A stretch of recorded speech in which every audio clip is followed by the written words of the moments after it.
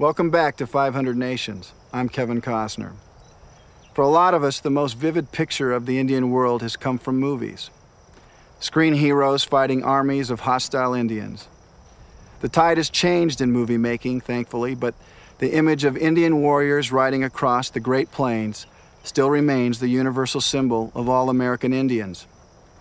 Yet even with this vivid image, we know little about the people and the legendary individuals who led them.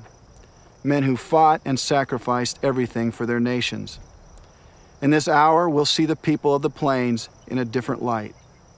But first, we'll travel even farther west to a place where hundreds of thousands of Indian people lived in one of the most beautiful and peaceful regions of the continent, California.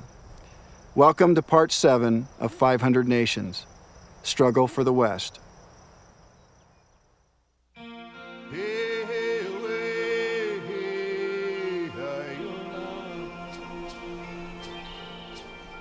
300,000 people lived in the diverse environments of California. They spoke 80 languages, worked, worshipped, and raised children on lands occupied by their ancestors since before the dawn of European civilization. Many California nations had evolved into highly structured societies. Among them, one of the largest was the Chumash, living on the coastal islands and along the coast in the area of present-day Santa Barbara.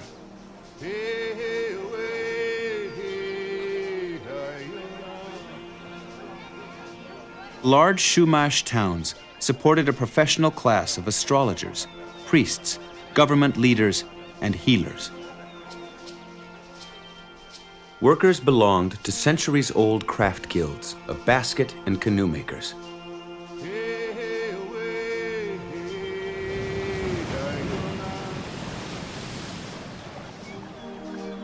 Workers also manufactured the flat shell beads that were the currency of the region.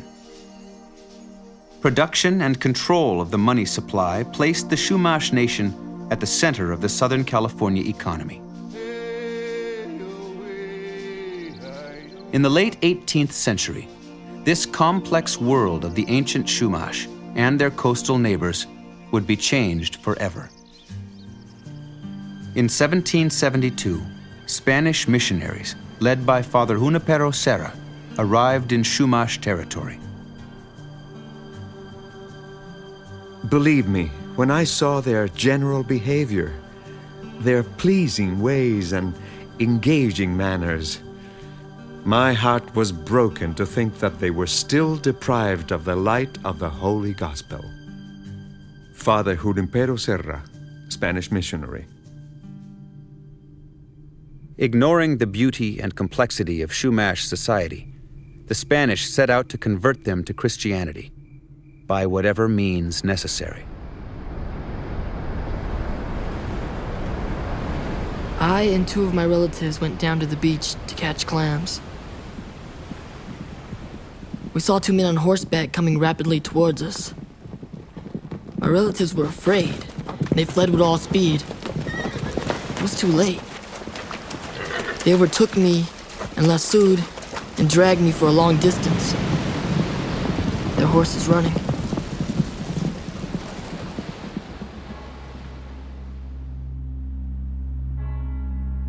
When we arrived at the mission, they locked me in a room for a week. The father told me that he would make me a Christian. One day they threw water on my head and gave me salt to eat. And with this, the interpreter told me that now I was Christian, and that I was called Jesus.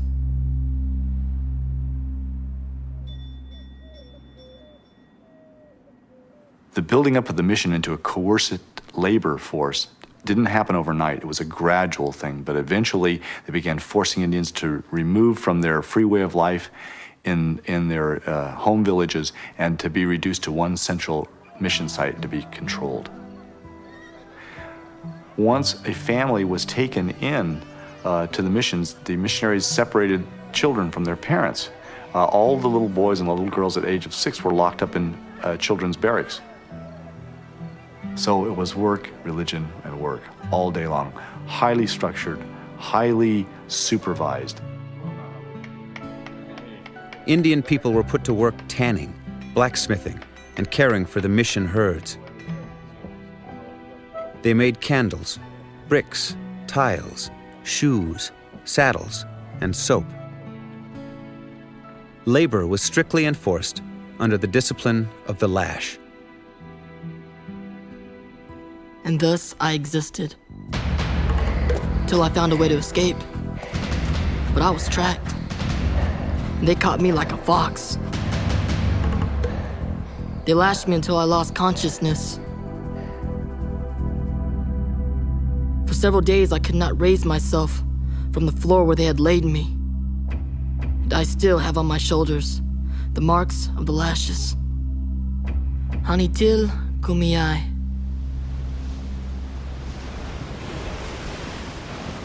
For over 50 years, the mission system, backed by Spanish arms, exerted control over the California coast, crushing every revolt. Inside the missions, disease and harsh living conditions contributed to a genocidal death rate. The average life of a mission Indian was about less than 12 years. For children, it was less than 6 years. And so there was a constant need to feed this beast with laborers. And one of the sad legacies of the missions of California is that when people go to them today, they don't even think about Indians. They say the Padres built the missions. That's nonsense. The California Indians built the missions. At the Santa Barbara mission alone, over 4,000 Chumash names filled the burial registry. Their bodies discarded in large pits near the church.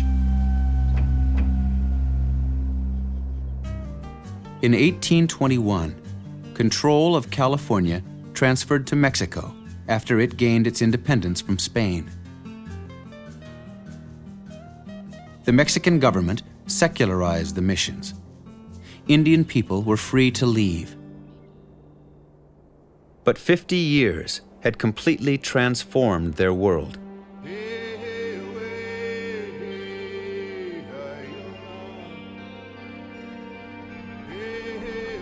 Old villages were gone.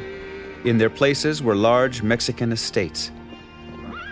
Even the mission lands they had worked and lived on became parts of vast private ranches. To stand by and watch these men take over the missions which we have built, the herds we have tended, to be exposed incessantly together with our families to the worst possible treatment and even death itself, is a tragedy. Mission San Luis Rey, neophyte. Homeless and left with few choices for survival, mission Indians were forced to exchange one master for another, becoming peasant workers on the rancherias. Many of the rich men of the country had from 20 to 60 Indian servants whom they dressed and fed. Our friendly Indians tilled our soil, pastured our cattle, cut our lumber, built our houses, made tiles for our homes, ground our grain, slaughtered our cattle, dressed their hides for market. While the Indian women made excellent servants, took good care of our children, made every one of our meals. Salvador Vallejo, Mexican landowner. In 1848, after the Mexican-American War, California passed from Mexican to American hands. Soon after, gold was discovered in the north, bringing a rush of miners onto the lands of interior nations who had been out of the reach of coastal missions and Mexican ranches.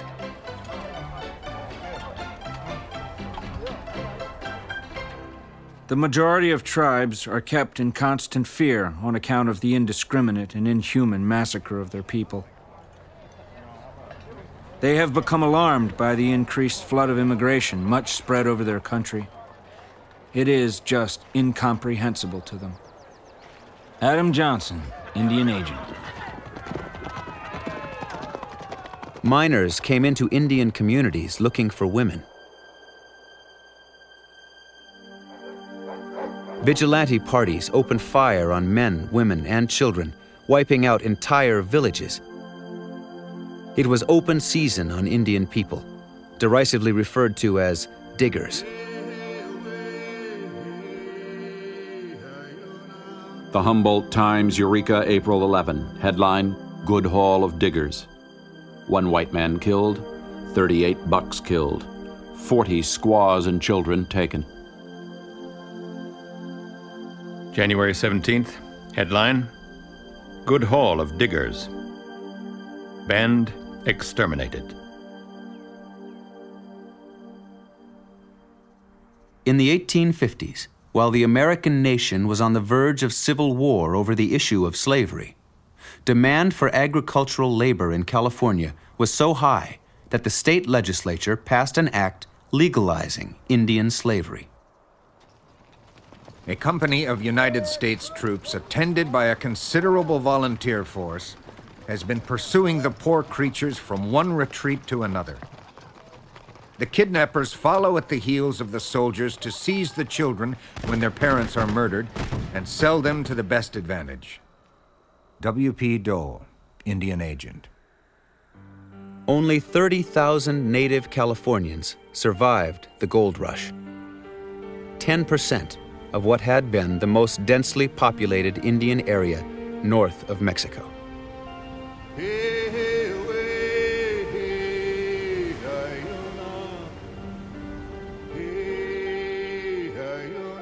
Upon my last visit to Ventura, I saw the last of the Ventura Indians.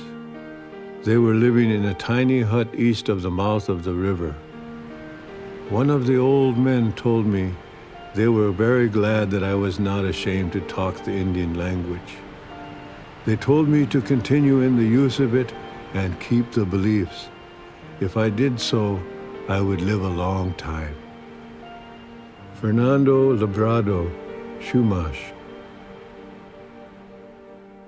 Fernando Librado lived to be 111 years old. I once went over to Dona Siana's house.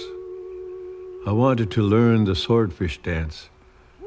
After the meal, I asked her to teach me the old dances, saying, "For you are the only ones left who know the old dances." Dona Siana began to cry, and I left saying nothing more. Fernando Librado, Chumash.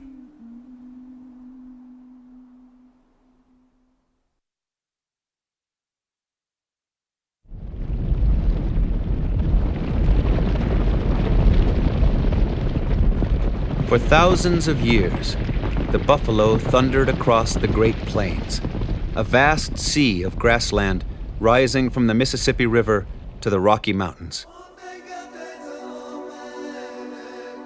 Living off the herds were a scattering of nomadic Indian nations. My grandmother told me that when she was young, the people themselves had to walk. In those times, they did not travel far nor often. In 1680, the Spanish were driven out of the Southwest by the Pueblo nations. As they fled, they left behind their horse herds, an animal that would change the way of life for Indian nations across the continent. When they got horses, they could move more easily from place to place. Then they could kill more of the buffalo and other animals. And so they got more meat for food and gathered more skins for lodges and clothing. Iron Teeth, Cheyenne. A new culture developed based on the relationship between man and horse. My horse fights with me, and he fasts with me. Because if he is to carry me into battle, he must know my heart, and I must know his. Or we shall never become brothers. I've been told that the white man, who's almost a god, and yet a great fool, does not believe that the horse has a spirit. This cannot be true. I have many times seen my horse's soul in his eyes. Plenty coo, crow. With the coming of the horse, the nations of the plains would become legendary. The Crow, Cheyenne, Sioux, Blackfeet, Arapaho, Pawnee, Kiowa, Comanche. and for generations, their way of life flourished. Then in 1858, gold was discovered at Pikes Peak, Colorado. 4 years later, the Homestead Act opened the region to white settlement. Almost instantly, the invasion became a flood. In 1 year alone, 100,000 immigrants swarmed across the plains over 2 main roads, spreading a wide swath of destruction. To protect travel on the immigrant roads, the United States erected a network of forts across the plains and churned out cadets at West Point specially trained for Indian warfare. It was the Army's mission to force mobile nations who hunted over large territories onto confined areas, reservations. Indian people were faced with only 2 options: to give up their homelands and way of life, or fight the American army. Although some chose armed resistance, many Indian leaders responsible for the protection of large villages of women, children, and elderly saw little hope in fighting. Among these were 2 Cheyenne leaders, Black Kettle and White Antelope. They were willing to give up lands to maintain peace and bring their people safely through the dangerous era.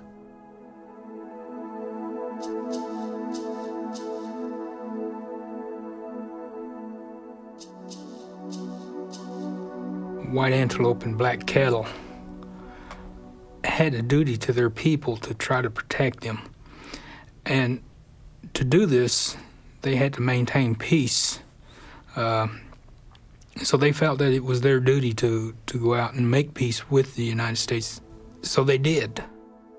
Black Kettle and White Antelope ceded vast Cheyenne lands to the United States in 1861 and agreed to confine themselves to a reservation in exchange for protection from soldiers and settlers and assistance of food and money to replace lost hunting lands.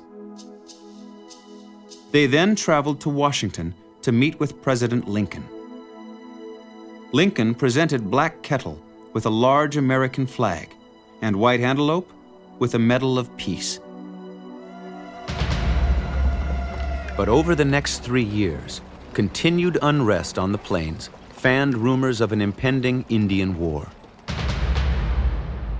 In Denver, Governor John Evans inflamed public opinion by fabricating stories of Cheyenne hostilities and encouraged civilians to take up arms against them. Seeking protection for their peaceful bands, Black Kettle and White Antelope undertook the dangerous trip to Denver to meet with Governor Evans. All we ask is that we may have peace with the whites. I want you to give all the chiefs of the soldiers here to understand that we are for peace and that we have made peace, that we may not be mistaken by them for enemies. Black Kettle, Southern Cheyenne. Black Kettle and White Antelope were promised safety for their people if they camped near Fort Lyon in southern Colorado. But the military commander of Colorado, Colonel John Chivington, had no plans for peace with any Indian people.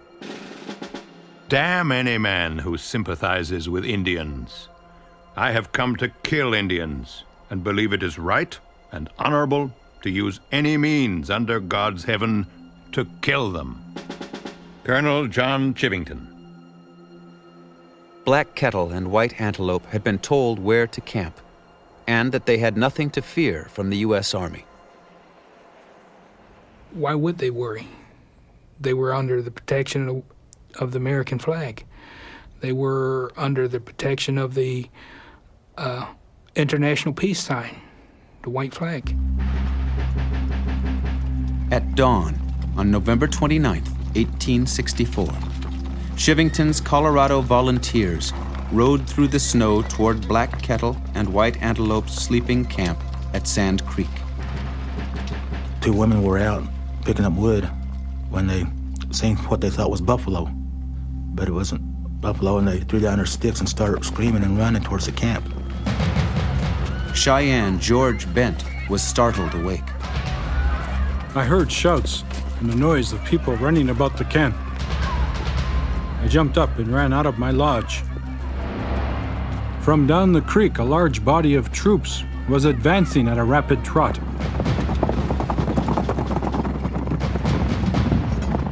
I looked toward the chief's lodge and saw Black Kettle had a large American flag tied to the end of a long lodge pole and was standing in front of his lodge holding the pole. Chief Black Kettle, he was out there in front protecting his people to show them that he wasn't afraid. And he was trying to tell them that, we made peace, we're at peace. Then the troops opened fire from two sides of the camps. The women and children were screaming and wailing. The men running to their lodges for their arms and shouting advice and directions to one another. White Antelope saw the soldier shooting the people, and he did not wish to live any longer. My great-great-grandfather, White Antelope, he felt heartbreak that another treaty had been broken. A peace that they had been seeking for a long time had been shattered, had been broken.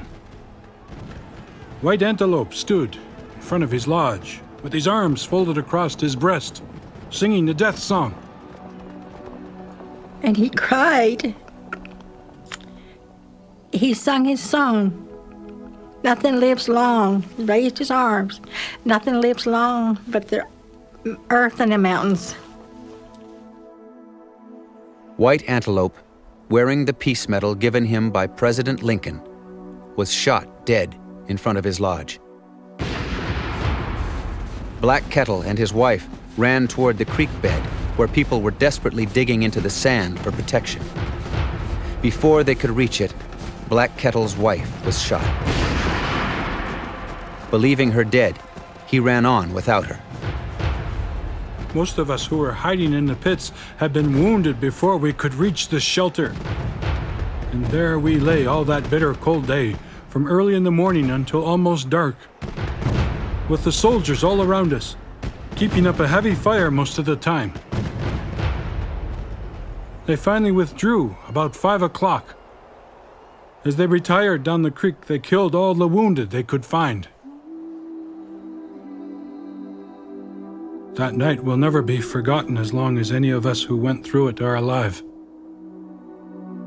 Many who had lost wives, husbands, and children, or friends, went back down the creek and crept over the battleground among the naked and mutilated bodies of the dead. Few were found alive, for the soldiers had done their work thoroughly. George Bent, Southern Cheyenne.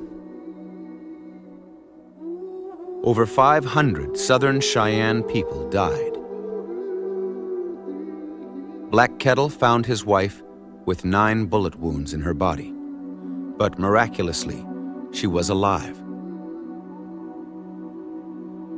The survivors straggled into another Cheyenne camp, while Shivington returned to Denver with over 100 Cheyenne scalps. My people were massacred. Terrible thing. Their spirits are still there at the massacre site. They'll never rest. Despite his loss, Black Kettle saw no hope in resistance. In 1868, his beleaguered band was camped along the Washita River on a government reservation. At dawn on November 27, 1868, almost 4 years to the day after the Sand Creek Massacre, U.S. Army troops under the command of George Armstrong Custer attacked the sleeping village. Black Kettle, his wife, and over 100 of his people were killed. The Cheyenne leaders' quest for peace had come to a final bitter end. costing him his lands, his freedom, and the lives of the people he had tried so desperately to protect.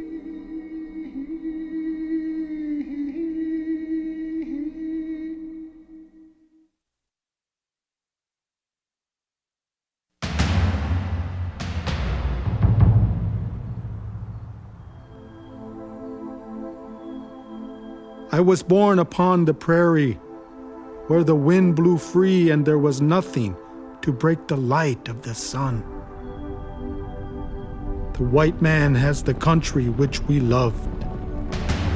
We only wish to wander on the prairie until we die. 10 bears. South of the Cheyenne, the Goigu, or Kiowa Nation, lived on lands including parts of present-day Texas, Oklahoma, and Kansas. They were also being pushed onto reservations by treaties and the United States Army.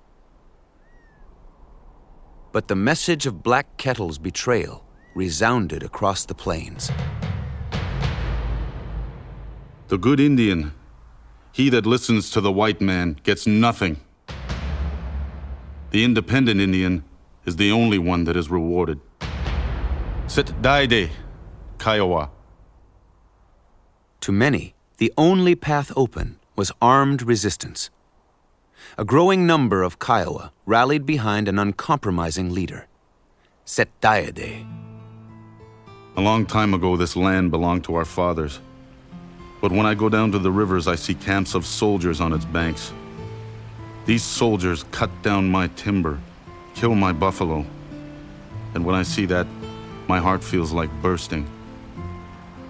Setdaide, Kiowa. Setdaide was a deepening thorn in the War Department's side. In 1871, after leading a raid on a mule train in Texas, he was brought before General Sherman. Setdaide defiantly accepted responsibility for the raid. I led about 100 men to Texas to teach them to fight. This is our country. We have always lived in it. We were happy. Then you came. We have to protect ourselves. We have to save our country. We have to fight for what is ours. Setdaide was placed under arrest, shackled, and held in the crawl space below a Fort Sill barracks for 12 days. Finally, he was taken to Texas for trial. There, he was imprisoned. It would be 2 years before the Kiowa Nation was able to barter his release by surrendering their guns and horses. When Setdaide returned to the reservation where his people were confined, he found that the money, food, and supplies promised by the government as payment for their lands had not come through. And the lifeblood of the nation, the buffalo, were fast disappearing. Everything the Kiowas had came from the buffalo. Our teepees were made of buffalo hides. So were our clothes and moccasins. We ate buffalo meat. The buffalo were the life of the Kiowas.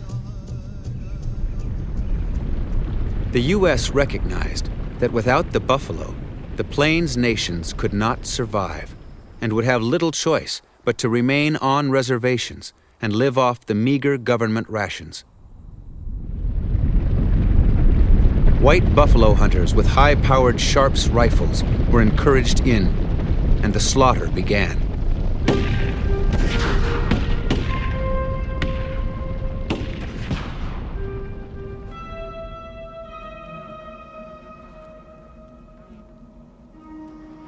Has the white man become a child that he should recklessly kill and not eat? When the Kiowa slay game, they do so that they may live and not starve. Setdaide, Kiowa. The slaughter proceeded at an astonishing pace. Thousands of animals were killed every day. The buffalo hunters have done more to settle the vexed Indian question than the entire regular army. For the sake of lasting peace, let them kill, skin, and sell until the buffaloes are exterminated. General Phil Sheridan, U.S. Army. In a desperate struggle for survival, the Southern Plains nations went to war to save the buffalo. In the summer of 1874, thousands of Indian people flooded off the reservations. And in that moment of freedom, Setdayade and others led an allied Indian force in an attack on a buffalo hunters' camp at Adobe Walls, Texas. But they were no match for the hunters with their powerful buffalo guns. Defeat was followed by massive military expeditions by the United States Army to force the Southern Plains nations back onto reservations. In the fall, Setdayade was forced to surrender and was returned to the penitentiary at Huntsville, Texas. Later, it was reported that he had committed suicide by leaping out of a window. The Kiowa believed he was murdered. They killed Setdayade. That's what I always thinking of the Kiowa people. They killed him. He didn't kill himself. He's too much of a man to do anything like that. He's too much of a chief to do. Chiefs don't do that.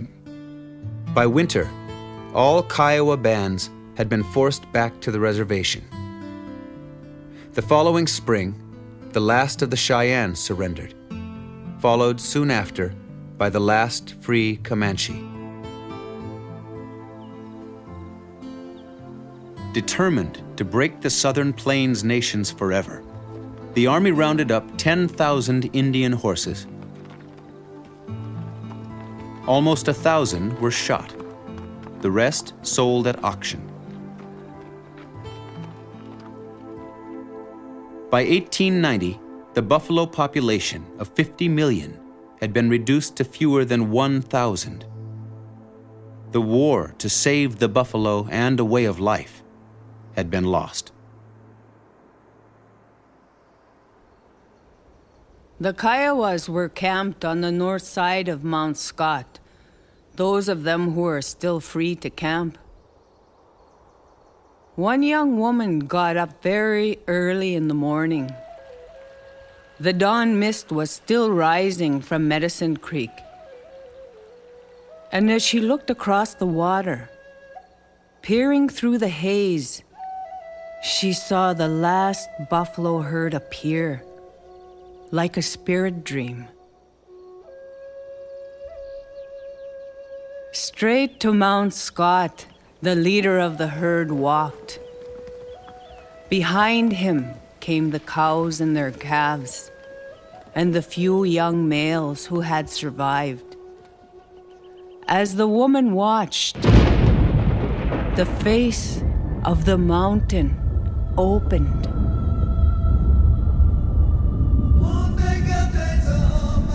Inside Mount Scott, the world was green and fresh, as it had been when she was a small girl. The rivers ran clear, not red. The wild plums were in blossom, chasing the red buds up the inside slopes. Into this world of beauty, the buffalo walked, never to be seen again.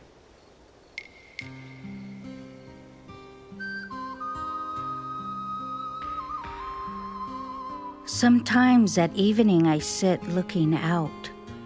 The sun sets, and dust steals over the water.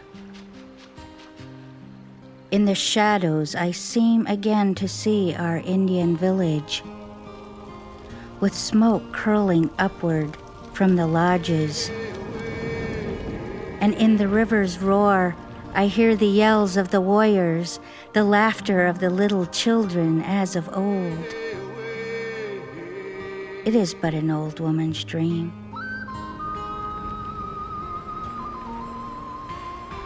Again I see but shadows and hear only the roar of the river. And tears come into my eyes.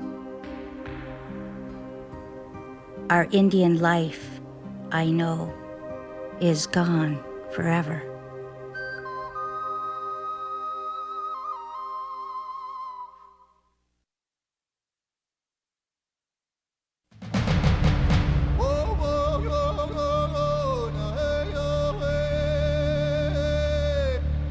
What treaty that the whites have kept has the red man broken? Not one.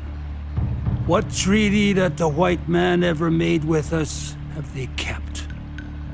Not one. Sitting Bull, Hunkpapa. The northern plains mirrored the south, with Indian nations being driven onto reservations. Yet a handful of leaders refused to sign treaties and were determined to remain free at any cost. These defiant leaders became heroes to Indian people across the plains. Among them, 2 men from the Sioux nations stood alone. One was the venerated Hunkpapa holy man, Sitting Bull. The other was a young Oglala fighting man whose fierce military genius struck fear into his enemies and inspired fervent followers. His image would never be captured by photographers or artists, but his spirit of pride and resistance would be carried on by his people. His name was Crazy Horse.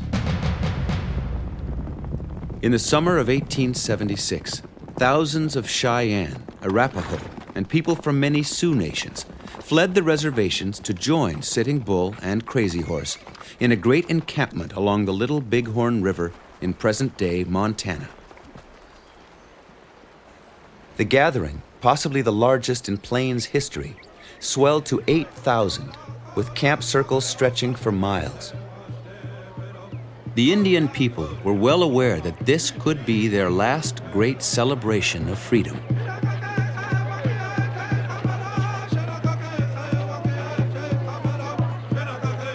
There, far from any white settlements, they would hunt the last remaining buffalo, feast, race ponies, visit with old friends and relatives, and join in a massive sun dance that would be remembered for generations.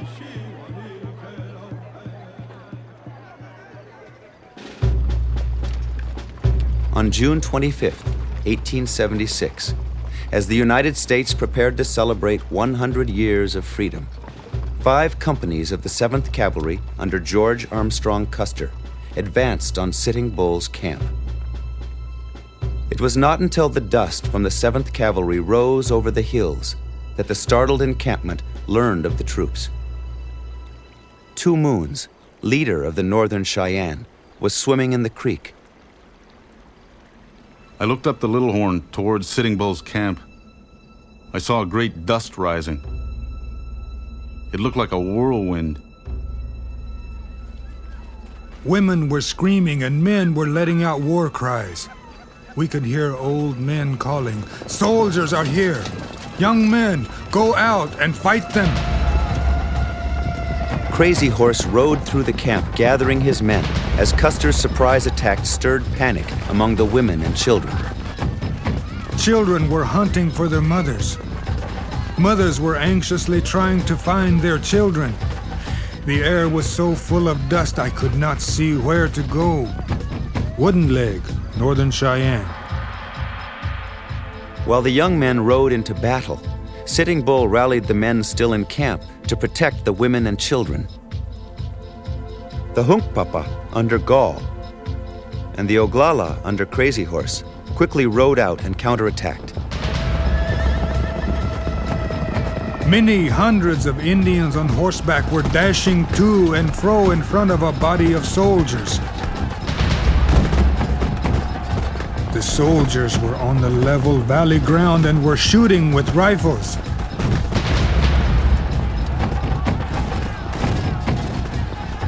Not many bullets were being sent back at them, but thousands of arrows were falling among them.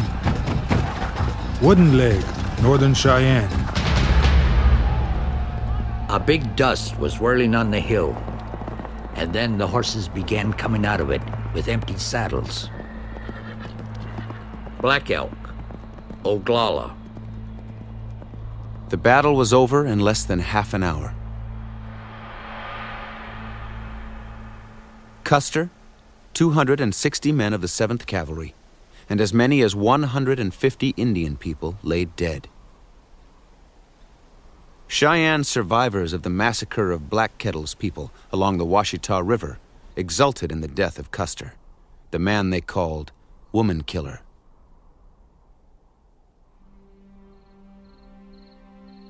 But that night, Sitting Bull was reflective. My heart is full of sorrow that so many were killed on each side. But when they compel us to fight, we must fight. Tonight, we shall mourn for our dead, and for those brave white men lying on the hillside. Sitting Bull, Hung Papa. The next day, firing the grass as cover, the Indian forces broke camp and headed toward the Bighorn Mountains. News of the battle reached the outside world on July 4th, 1876, dampening a giddy U.S. centennial celebration. The next morning's newspapers, ignoring all evidence, called it a massacre. We felt that it was a great battle, not a massacre. The soldiers were going to compel us to stay on our reservation and take away from us our country. We were trying to get away from them. Runs the enemy, Cuthead Sioux. Outraged by what was seen as an affront to their national pride, the American public cried out for immediate reprisal. Punitive expeditions were sent out, mercilessly hunting down the last free bands of the northern plains. Sitting Bull's Hunkpapa escaped into Canada, where they received political asylum. Crazy Horse's Oglala took refuge in the Black Hills, where the full force of the United States Army was turned on them. For months, the Army was unable to defeat or capture the Oglala leader. Finally, the U.S. made peace overtures to Crazy Horse, promising land, generous subsidies, and protection if he and his starving people turned themselves in. On May 5th, 1877, after nearly a year of successfully eluding the all-out manhunt, Crazy Horse led nearly 1,000 followers to surrender at Camp Robinson. Oglala, already at the agency, lined the route, singing and cheering. One U.S. Army officer marveled that it was a triumphal march, not a surrender. The leader, who had known nothing but the freedom of the plains, was stripped of his horse and gun.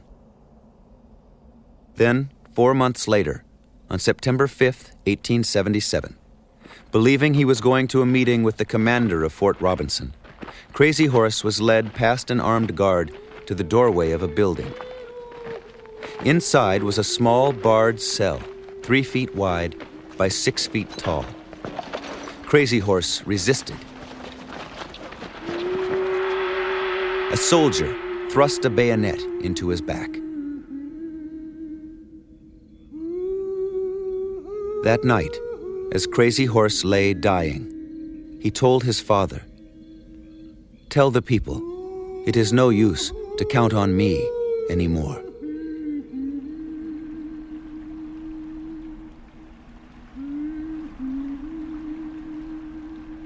Crazy Horse was laid to rest near the creek called Wounded Knee.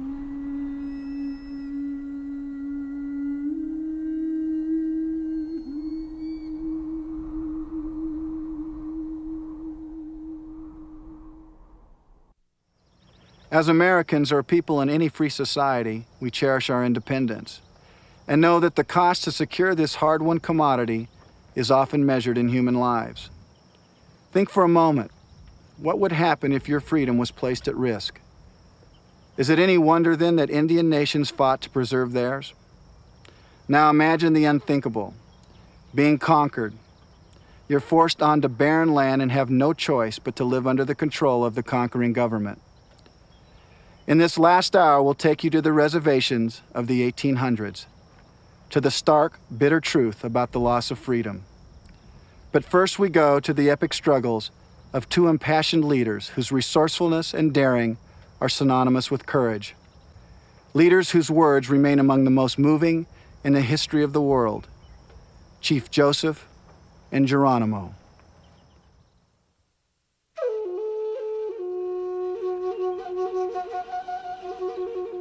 My father sent for me. I saw he was dying. I took his hand in mine.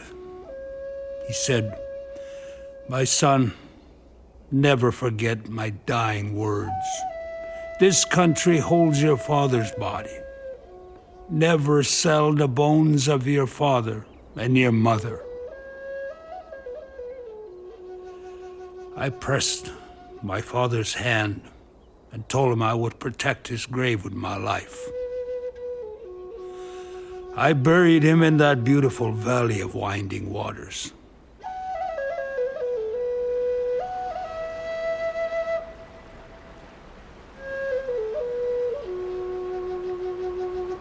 I love that land more than all the rest of the world.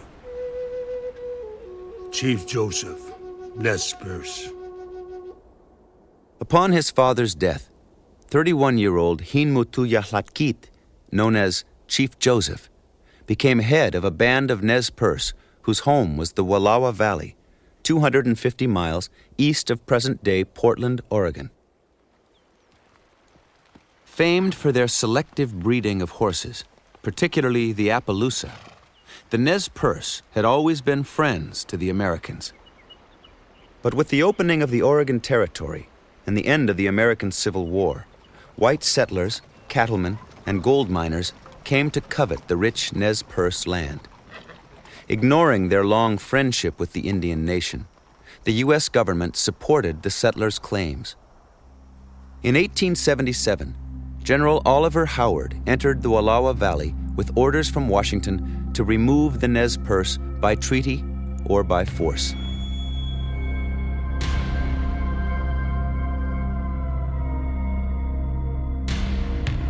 I did not want to come to this council, but I came hoping that we could save blood. The white man has no right to come here and take our country, and we will defend this land as long as a drop of Indian blood warms the hearts of our men. Joseph was faced with a terrible choice: to betray his father's dying wish or to commit his people to war. Finally, he reluctantly agreed to relinquish his Wallowa Valley homeland.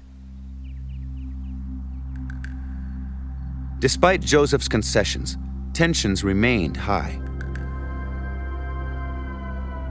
As the Nez Perce were preparing to move onto the reservation, a youth whose father had been murdered by settlers gathered several friends and killed 4 settlers who were known to have committed atrocities against Nez Perce people. I know that my young men did a great wrong, but I ask, who was the first to blame? Their fathers and brothers had been killed.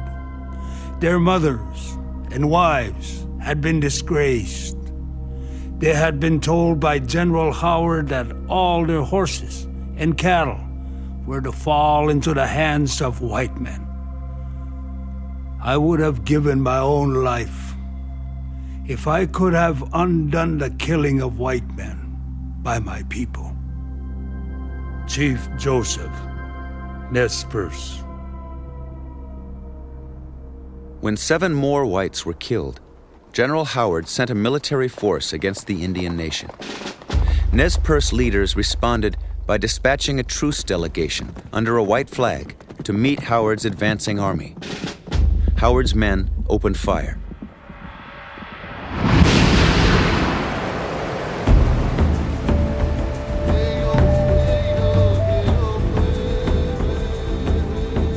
So began Chief Joseph's famous flight for freedom.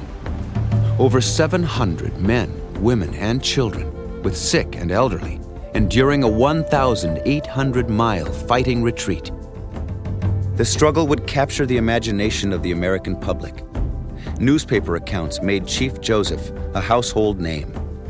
With a military genius born of desperation, the 5 Nez Perce bands outwitted and outmaneuvered one military force after another as they made their way toward Sitting Bull's camp and political asylum in Canada.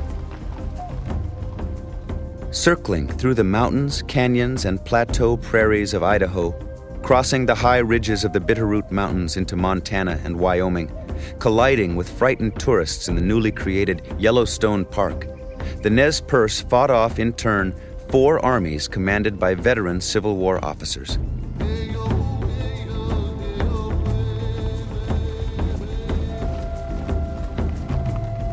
After 105 days of constant pursuit, the Nez Perce reached the Bear Paw Mountains in Montana, 1 day from Sitting Bull's camp and freedom. They knew they had put safe distance between themselves and the pursuing armies and stopped for a last rest before moving across the border. What they did not know was that a new army had been dispatched by telegraph and was surrounding them as they camped. The Nez Perce were taken completely by surprise. The fighting was intense, and in the first moments, Chief Joseph and 70 others were cut off from the rest of the camp. With a prayer in my mouth, I dashed unarmed through the line of soldiers. My clothes were cut to pieces, my horse was wounded, but I was not hurt. As I reached the door of my lodge, my wife handed me my rifle, saying, "Here's your gun. Fight." They ran up the hill when the fighting was they're tearing the camp down there. She had this little baby and her girl by the hand, and they said there was kind of a trees there was a big log there, so they crawled under that log to kind of hiding from the soldiers that might come and probably shoot them down too. And they just stayed there till everything was quiet. The battle raged throughout the first day with heavy casualties on both sides, including the leaders of 3 of the 5 Nez Perce bands. By the second day, the Nez Perce were dug in and fighting from trenches. The army could not mount an attack without heavy losses. Finally, on October 5th, General Nelson A. Miles called Chief Joseph to peace talks under a flag of truce. Chief Joseph went to General Miles and gave up his gun, only 1 day from Sitting Bull's camp and Canadian asylum. I am tired of fighting. Our chiefs are all killed. The old men are all dead. The little children are freezing to death. I want to have time to look for my children and see how many of them I can find. Maybe I shall find them among the dead. Hear me, my chiefs. I am tired. My heart is sick and sad. From where the sun now stands, I will fight no more forever.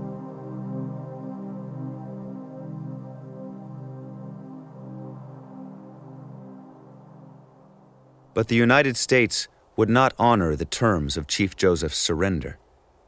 The captured Nez Perce were shipped south to a malaria-infested reservation at Fort Leavenworth, Kansas, before final relocation to Oklahoma Territory.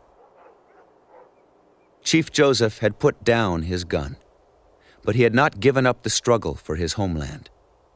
He would devote the rest of his life to honoring his promise to his father and fighting for his people.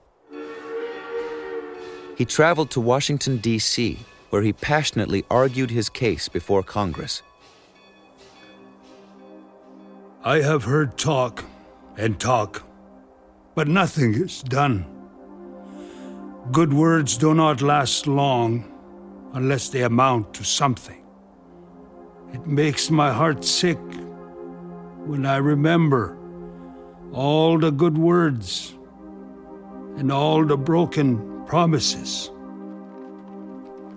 In 1885, after 8 long years and a massive campaign launched by Eastern philanthropists, Chief Joseph's people won the right to return to the Northwest, but not to their beloved Wallowa Valley.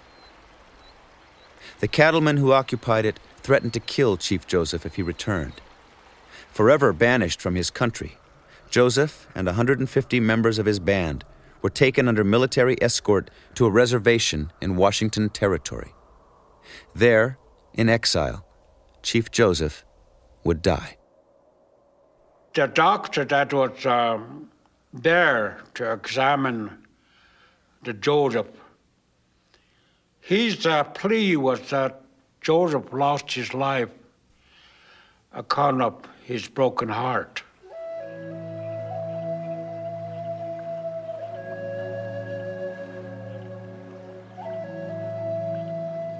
If the white man wants to live in peace with the Indian, he can live in peace. Treat all men alike. Give them all an even chance to live and grow. You might as well expect the rivers to run backward, as that any man who was born a free man should be contented when penned up and denied liberty to go where he pleases. Let me be a free man, free to travel, free to stop, free to work, free to choose my own teachers, free to follow the religion of my fathers, free to think and talk and act for myself. Chief Joseph Nez Perce.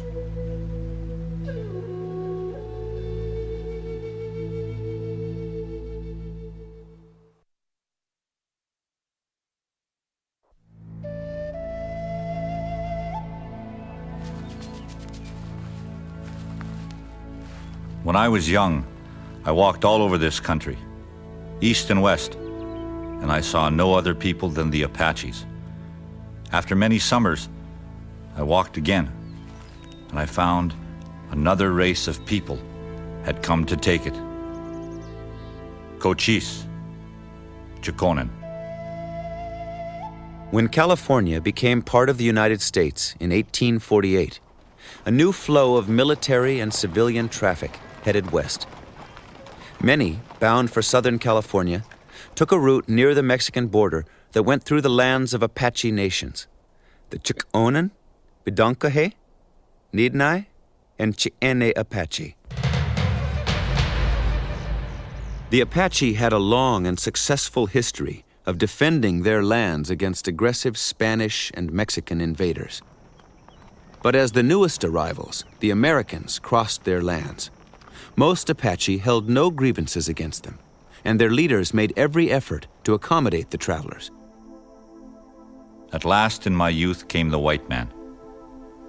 Under the counsel of my father, who had for a long time been the head of the Apaches, they were received with friendship.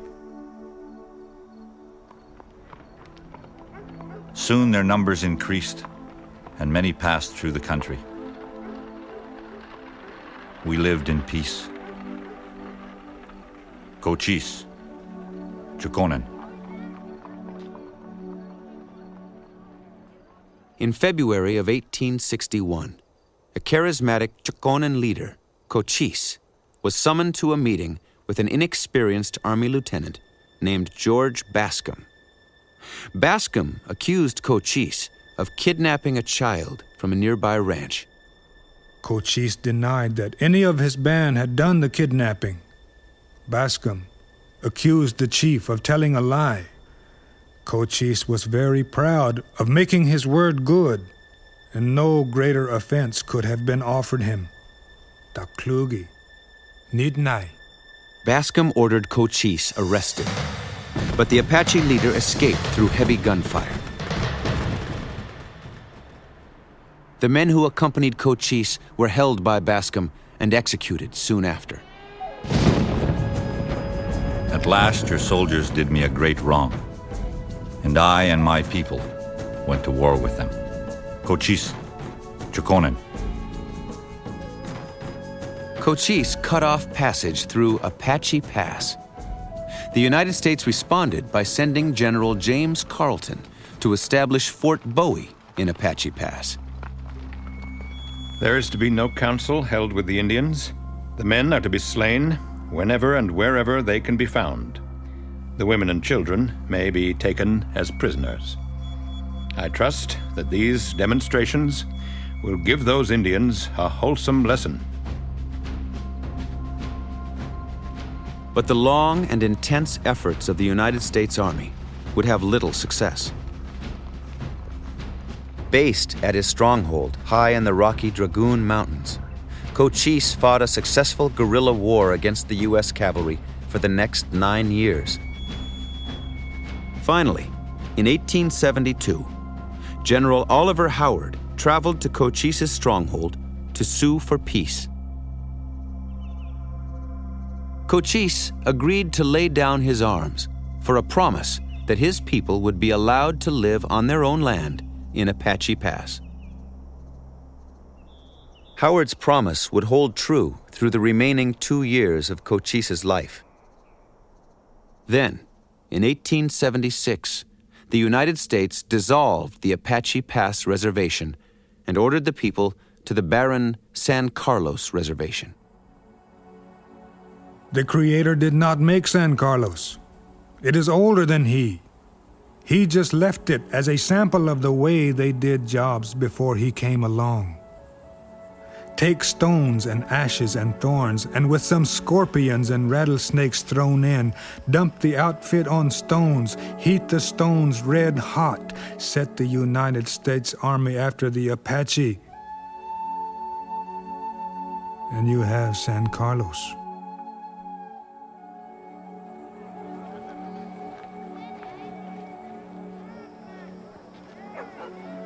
Of those ordered to relocate, 2/3 refused, preferring to follow a new generation of Apache leaders. Leaders committed to freedom at all costs. Among them were Ho, Nana, Loco, Victorio, and Geronimo. Ho told him that he could offer them nothing but hardship and death. As he saw it, they must choose between death from heat, starvation, and degradation at San Carlos and a wild, free life in Mexico. Short perhaps, but free. Let them remember that if they took this step, they would be hunted like wild animals by the troops of both the United States and Mexico. All of us knew that we were doomed, but some preferred death to slavery and imprisonment. Taklugi, nidnai.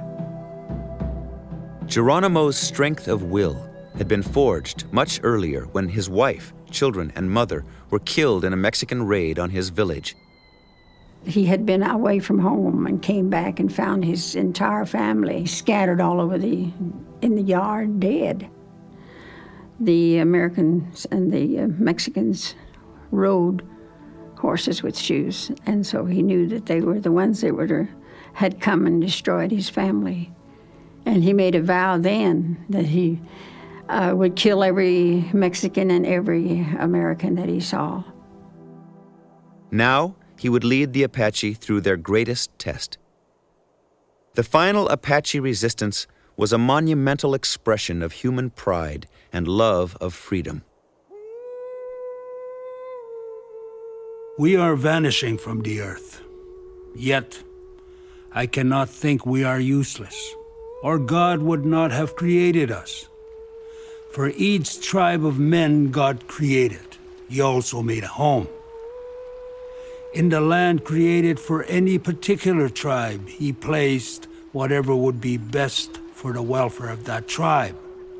Thus, it was in the beginning, the Apaches and their homes, each created for the other by God Himself. When they are taken from these homes, they sicken and die. How long will it be until it is said, there are no Apaches? Geronimo Bedonkahe.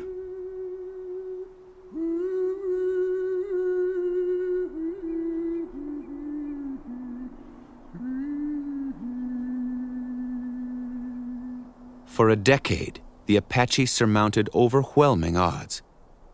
By 1886, Geronimo's tiny band was being hunted across the mountains by 8,000 troops from Mexico and the United States.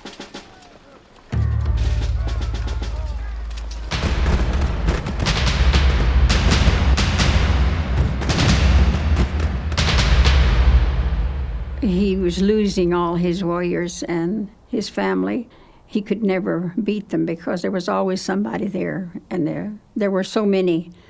And he was losing his own people. And he said, if I keep fighting, there will never be any more of us.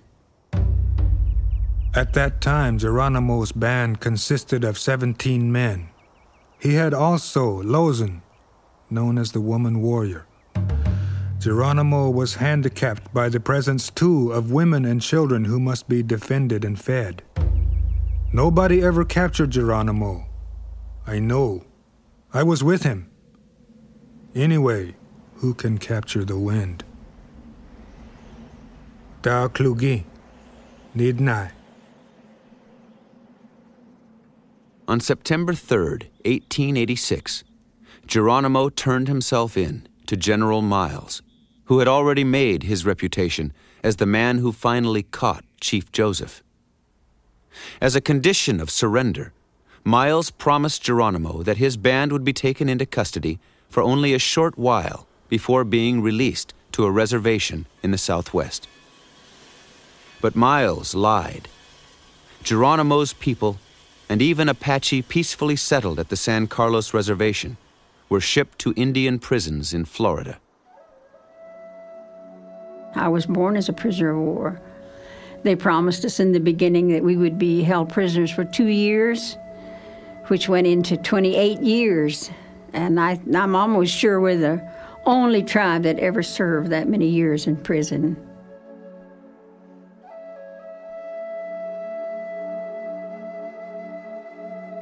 Geronimo would not live to be a free man. After 23 years as a prisoner of war, he died in 1909. What is the matter that you don't speak to me? Why don't you look at me and smile at me? I am a man. I have the same feet, legs, and hands, and the sun looks down on me a complete man. I want you to look and smile at me.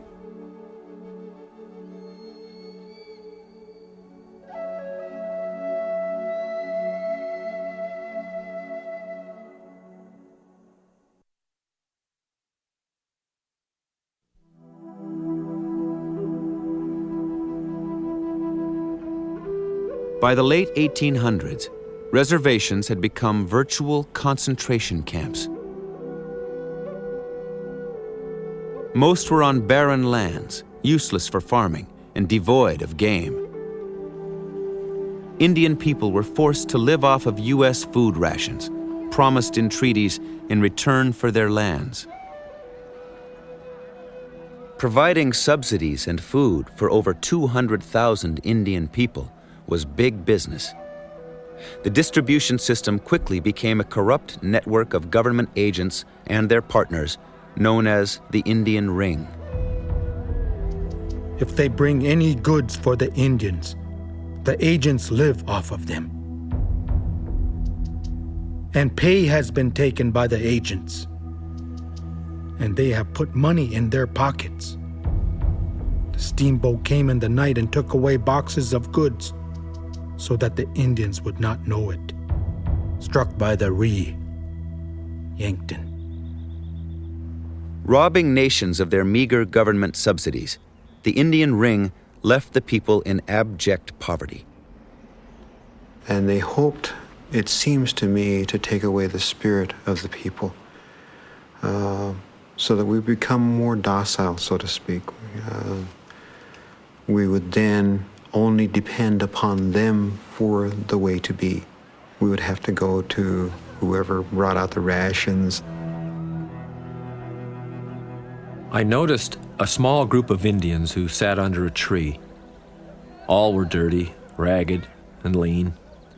Soon an Indian woman and a young girl hurried into the group and laid down packs and opened them. I could see spread out there some dingy meat, evidently waste from a butcher's shop, and some discarded scraps of stale bread and other stray odds and ends of food. I felt a wave of fury toward our government's whole Indian policy. Thomas Tibbles, reporter. Many Eastern reformers were determined to break the Indian ring, but they believed that the only lasting solution was change, not only for the bureaucrats, but for the Indian people themselves. Indian ways were judged as backward and wrong, that for their own good, their cultures had to be erased. Indian people were to be remade in their reformers' image. The Indians' only safe future can be found in merging their interests with ours and becoming part of the people of the United States. Their safe course is to quit being tribal Indians, to go out and live among us as individual men, to adopt our language, our industries, and become a part of the power. Richard Pratt, Director, Carlisle Indian School.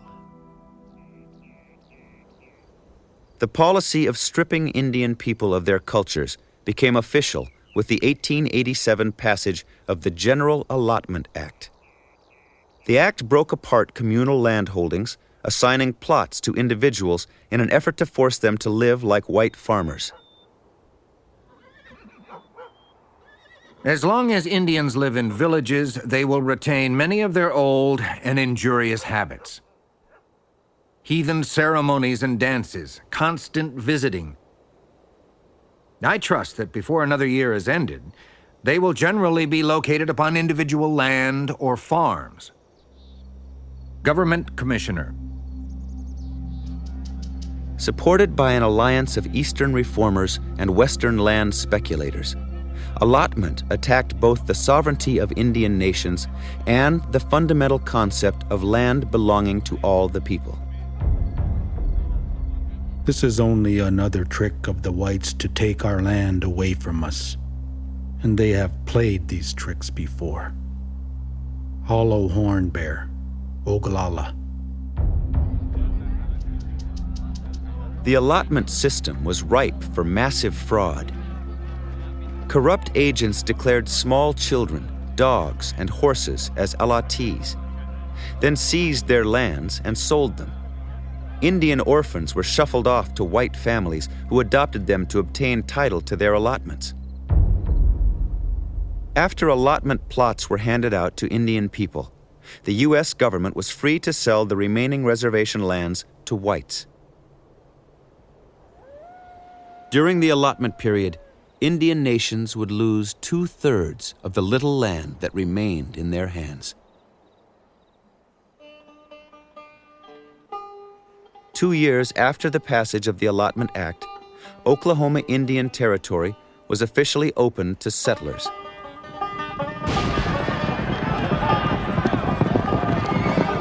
What followed were the famous land rushes. The territories of the Creek, Cherokee, and other nations were overrun. Lands which had been promised them as permanent, unassailable refuges in exchange for their lands east of the Mississippi.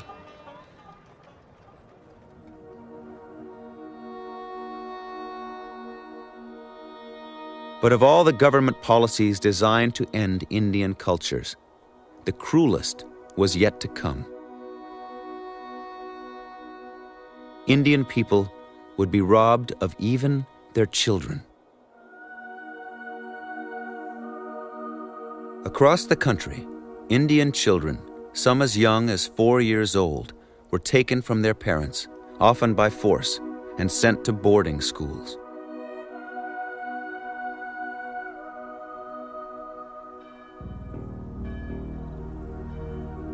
At the boarding schools, children were stripped of all outward appearances linking them to their Indian past.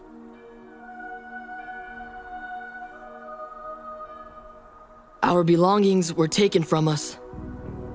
Even the little medicine bags our mothers had given us to protect us from harm. Everything was placed in a heap and set afire. Next was the long hair, the pride of all the Indians. The boys, one by one, would break down and cry when they saw the braids thrown on the floor. Lone Wolf, Blackfeet. Children were forbidden to speak of their traditions and severely punished if they used their native languages. Fed distorted images of evil Indians, many came to doubt their own identity. I remember growing up that I never really felt good about myself.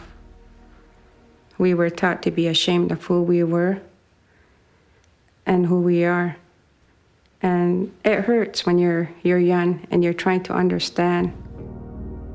We all wore white man's clothes and ate white man's food and went to white man's churches and spoke white man's talk.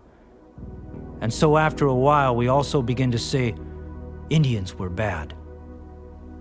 We laughed at our own people and their blankets and cooking pots and sacred societies and dances. Sun Elk, Taos.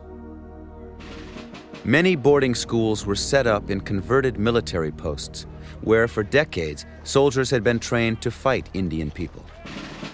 Students slept on cots in cement barracks and were drilled daily in strict military regimen. It was like an army barrack. They marched just like they do in the army when you first go into the army.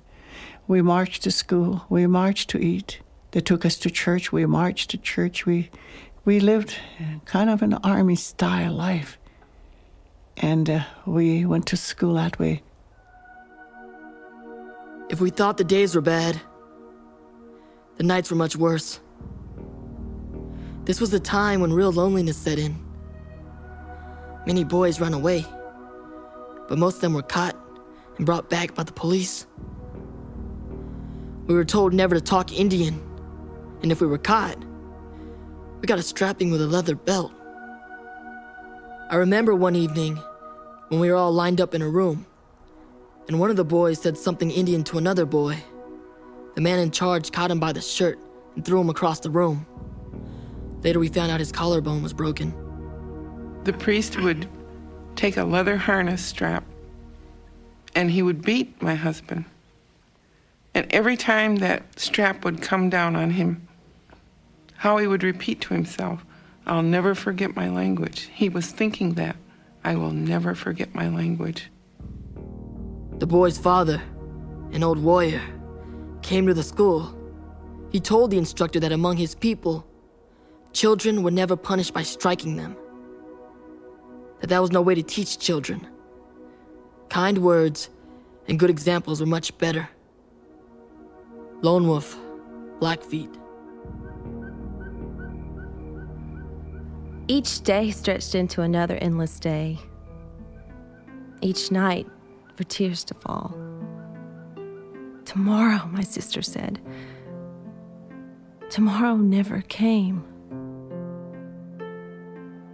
And so the days passed by, and the changes slowly came to settle within me. Gone were the vivid pictures of my parents, sisters, and brothers. Only a blurred vision of what used to be. Desperately, I tried to cling to the faded past, which was slowly being erased from my mind.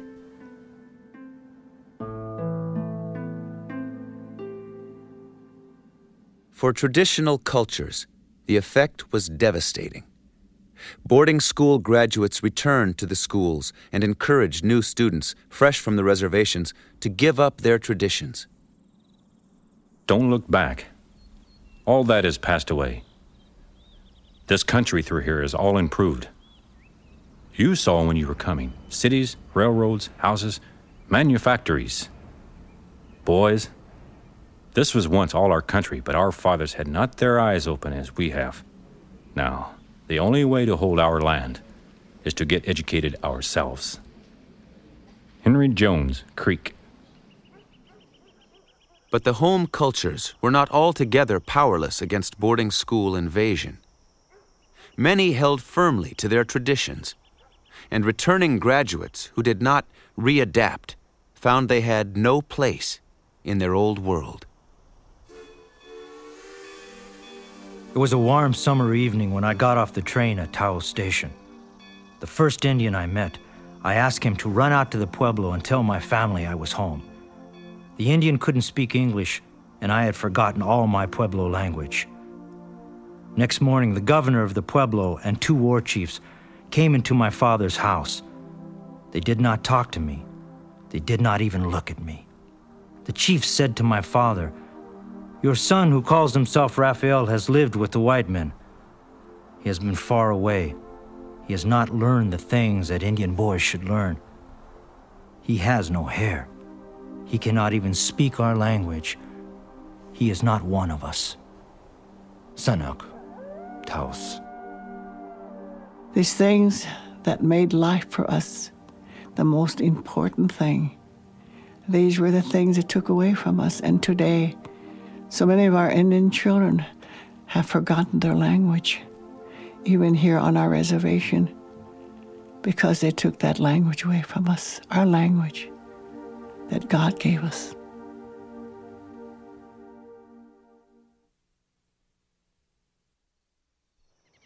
When we started this series, we wanted to make sense of how a continent of some 500 Indian nations became what it is today. What we found was an ironic path. Newcomers looking for freedom and tolerance, but showing little of those virtues to the people they encountered. Many Indian nations have survived.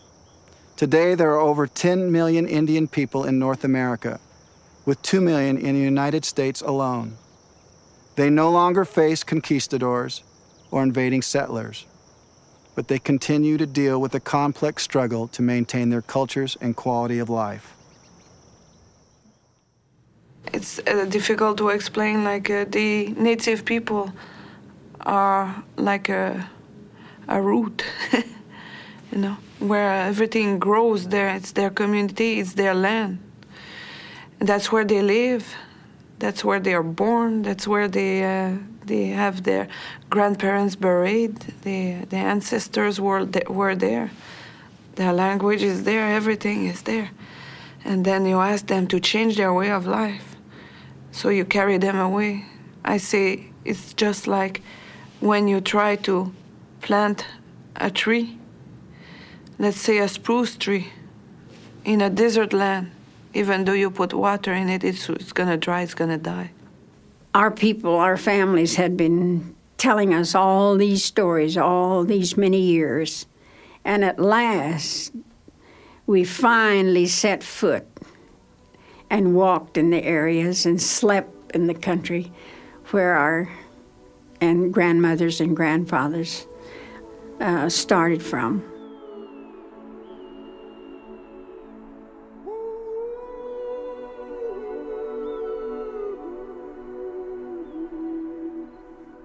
And I can just imagine how my grandmothers and my grandfathers would have felt if they had come back like I did. And I saw those places for them. I was able to return. I think a lot of times the general public doesn't understand where the Native Americans, their feelings of what's happened to them in the past, and where they're coming from, and why they're sometimes withdrawn, why they haven't really jumped into the mainstream life. I think what present-day Americans have to learn is that our heroes are not their heroes, and their heroes are not our heroes. And when I went to school, just as you and everyone else in this land. We've all been exposed to the same value system, the same perspective on history. The lesson that is there, the very important lesson today for all people, is to realize the value of an alternative perspective. And that is why we are here. That is why the Creator allowed some of us to remain in spite of all the attempts to destroy us. Every tribe has had their great swamp in that process. Every tribe has had their sand creek. Every tribe has had their wounded knee. The list is endless, and we've all shared in that same experience.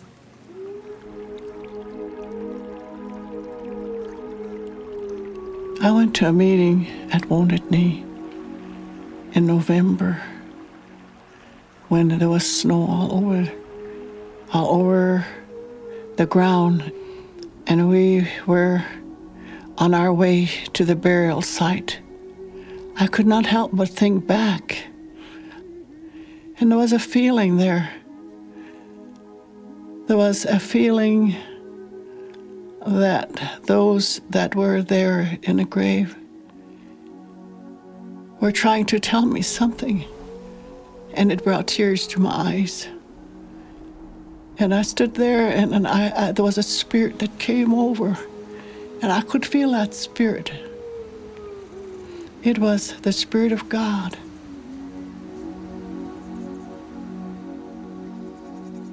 There is a mightier power than kings and presidents who guides the minds of the people. A higher power. The mandates are very simple. You know, that we must live in the land that the Creator gave to us and look after His gifts so that our great-great-grandchildren will be able to enjoy the same things that we enjoy today. If we look at natural laws in a very simplest form, is that you must drink water to survive. So if you pollute the water so that you can't drink it, then you will perish. And there's no appeal to this if you violate the natural laws. Someday, I fear that the land that we have here now will be taken because some of the treaties state that as long as the water flows and the grasses grow, that we will be here. But our rivers are drying up, and when the water is gone, what will happen then? And what's going to happen to my children? Our cultures have been assaulted, our lands have been stolen, but we're still here as a people. And we're fighting the same battles that have been fought for the last 300 years. They're unresolved. And it's up to us to resolve them in a fair and honorable manner. Destiny is not a matter of fate. It's a matter of choice. And we have some choices to be made here. We have the choice of continuing to survive on this planet as Indian people. That's our goal, and we're going to accomplish that. We're going to be here for many, many years to come.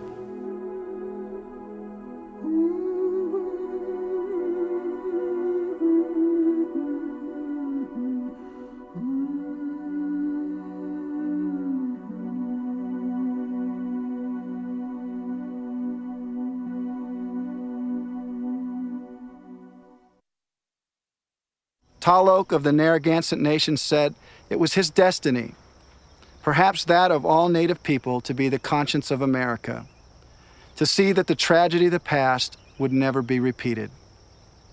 Hopefully now that we've had a glimpse of the other side of the American story, we too can be a part of that collective conscience. Thank you for joining us.